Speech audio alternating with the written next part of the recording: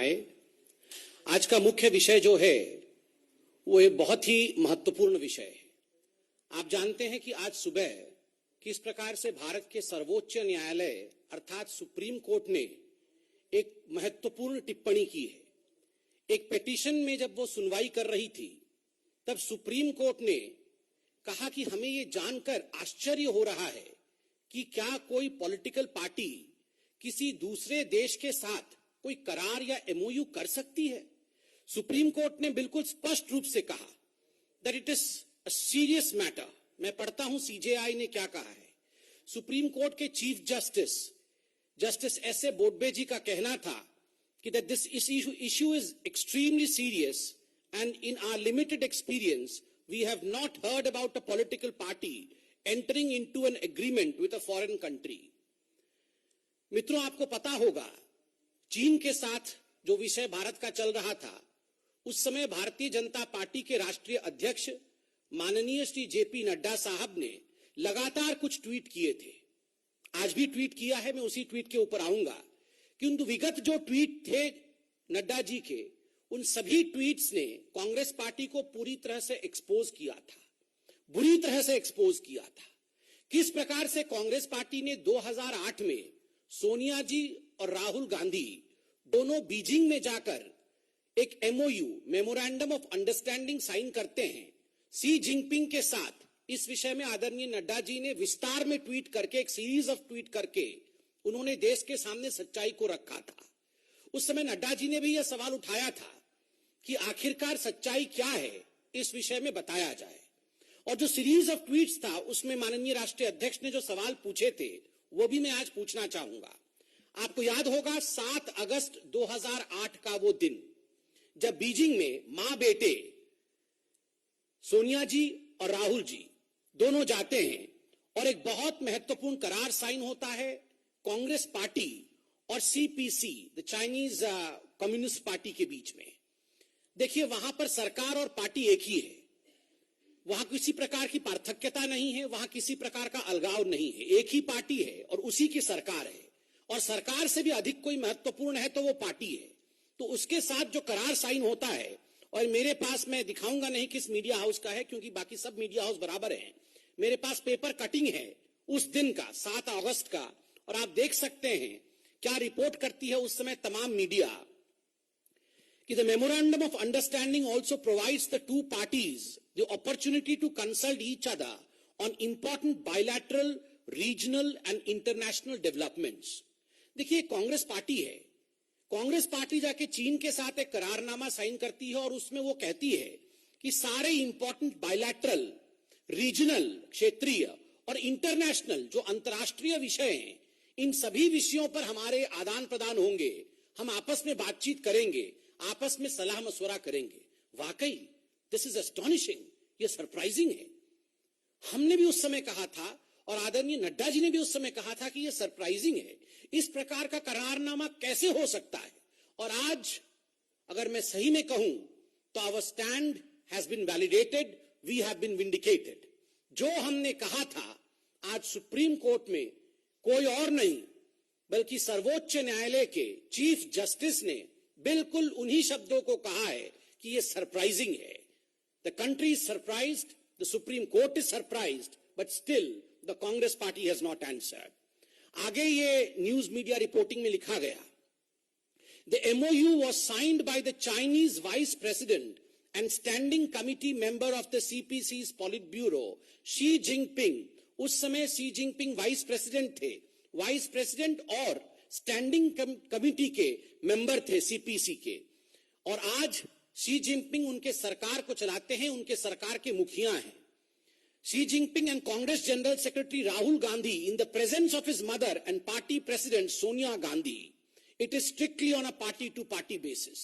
आप बताइए किस प्रकार से दोनों पार्टियों के बीच में, और वहां पार्टी और सरकार के बीच में किसी प्रकार की पार्थक्यता नहीं है, ये मैं पहले भी बताया था, ये करार हुआ है। Before signing the MOU, Sonia Gandhi and Rahul Gandhi held a meeting with Xi and other senior leaders of the Communist Party of China and held discussions on issues of mutual interest, the sources said. और सबसे महत्वपूर्ण जिस विषय पर आदरणीय नड्डा जी ने भी देश को आकृष्ट किया था ध्यान को उस ओर आकर्षित किया था और ये सवाल बीजेपी ने भी पूछा था। आज पुनः उसे हम दोहराते हैं और मीडिया उस समय लिख रही थी, this MOU was to build a special relationship with the Congress and the Nehru-Gandhi family in particular. I repeat, Nehru-Gandhi family in particular that goes beyond the UPA government. मतलब यूपीए सरकार से परे जाते हुए गांधी परिवार के साथ चीन की सरकार और चीन कम्युनिस्ट पार्टी के बीच एक खास संबंध बने, इसलिए ये करार उसमें हस्ताक्षर हुए हैं. The dotted lines were signed by the mother and the son to build a special rapport between the Gandhi-Nehru family and China's government and China's Communist Party. This speaks volumes. इसका अर्थ बहुत कुछ होता है. और बंधुओं, आपको याद होगा उसके बाद एक सीरीज ऑफ इवेंट हुए. उसके बाद जो बीजिंग में ओलंपिक हुआ, किस प्रकार ओलंपिक में हमारे देश के प्रधानमंत्री तो नहीं गए, मगर सोनिया जी गई. सोनिया जी वीवीआईपी बन के गई, उन्हें बुलाया गया इस करार के पश्चात. इस करार के पश्चात डोकलाम स्टैंड ऑफ जब चल रहा था तो राहुल गांधी जी चाइनीज टेंट के नीचे रंगे हाथ पकड़े गए थे और वो मना कर रहे थे. वो कह रहे थे मैं चीन के साथ नहीं हूं, मगर ये तो भला हो आप लोगों का, आप लोगों ने फोटो जारी कर दी और उन्हें मानना पड़ा. और लगातार तब से लेकर आज नड्डा जी ने जो स्पेशल विषय कहा है उस अपने ट्वीट में कि जो राजीव गांधी फाउंडेशन को डोनेशन आया, उस डोनेशन के आने के पश्चात जिस प्रकार से वाणिज्य को लेकर बहुत परिवर्तन यूपीए की सरकार में किया गया और लगभग 33% का एक ट्रेड डेफिसिट डेवलप हुआ हिंदुस्तान में राजीव गांधी फाउंडेशन में पैसा आने के पश्चात, और 2014 तक जब तक यूपीए की सरकार थी, ये सब कुछ कहीं न कहीं जुड़ा हुआ नजर आ रहा है. एक कॉन्स्पिरेसी के रूप में आज स्पष्ट नजर आ रहा है. The supreme court is awestruck. The Supreme Court, in fact, is surprised. I would say that the country is surprised. We all are surprised. And the national president of BJP, Mr. Nadda, has asked a rightful question. Will the conspirator in chief, that is the Congress party, the mother and son especially, will come out and answer this question? आज नड्डा जी ने एक बहुत ही महत्वपूर्ण सवाल Congress party से tweet करके पूछा है, क्या राहुल गांधी और उनकी माताश्री आदरणीय सोनिया गांधी जी, जो कि षड्यंत्र के मुख्य कलाकार हैं, क्या वो बाहर आके इस विषय पे अपने वक्तव्य को रखेंगे? We dare them and we challenge them. If their conscience is clear, they should come out to the open and they should take questions. And if they have something to hide, of course, as usual, they will not speak. बहुत बहुत धन्यवाद. कोई प्रश्न हो तो आप पूछ सकते हैं. कौन सा पेपर? देखिए, मैं उसमें मीडिया का नाम नहीं दिखा रहा हूं, मीडिया हाउस का, because thank you. Welcome Payal. Yes sir.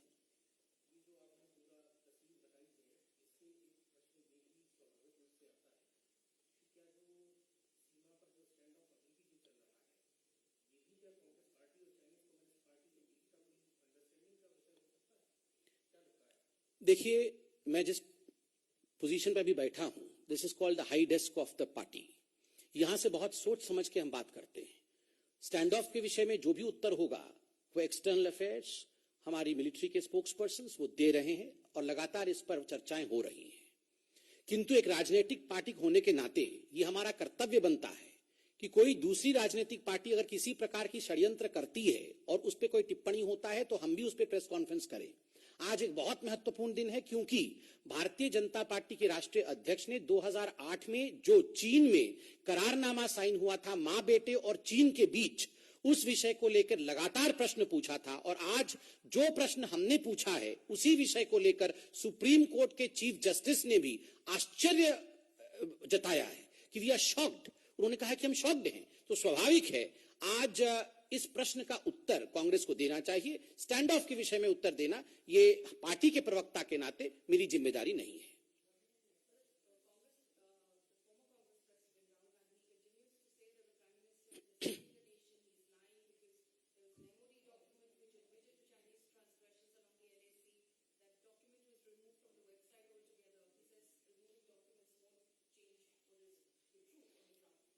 See, as far as Rahul Gandhi is concerned, without mincing any words, we will say that it appears that the mother and the son duo are the conspirator in chief, as far as issues with China is concerned. Because not once or not twice, but on multiple occasions, it has been proved that they are hiding certain things. I gave you umpteen number of examples. For instance, the 2008 MOU that we are talking about speaks volumes, and in fact, the Supreme Court itself has expressed surprise. Number two, while the Doklam standoff was going on, Rahul Gandhi was caught, along with his whole Vadra clan, red-handed almost, in the Chinese camp. Why so? Number three, the kind of questions that Mr. Rahul Gandhi, through his decoy videos, I would be saying, that he is releasing, only emboldens others and those who wish ill of India. He has never spoken good of India. I would say, and I would stand by what the Prime Minister has repeatedly said, that India is a strong country and India knows how to answer. No one should have any doubt on this. Yes. Thank you.